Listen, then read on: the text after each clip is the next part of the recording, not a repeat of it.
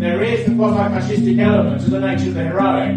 One of the great tricks of the heroic in the last 40 to 50 years is that heroic films involving icons like Clint Eastwood. Eastwood often plays individualistic, survivalist and authoritarian figures, right-wing existentialist figures.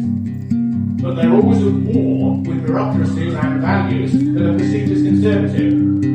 One of the basic tricks which has occurred since the 1960s is to reorient the nature of the heroic so that the internal radical right within a society such as the United States or elsewhere is the enemy. In an increasingly liberal society, his nemesis, his dualist alternative, has to be a Nazi. The dualist idea that there's a force for evil and a force for good, and we know that they are. They're the ones out there. Whereas I believe that the force which is for light and the force for darkness can be brought together and used creatively and based upon identity and can lead on to new vistas.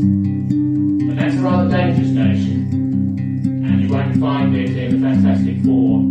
This mantle of the heroic, whereby right-wing existentialists like Captain America fight against the extreme right in accordance with democratic values, is one of the interesting tricks that's played with the nature of the heroic, because the heroic is a dangerous idea.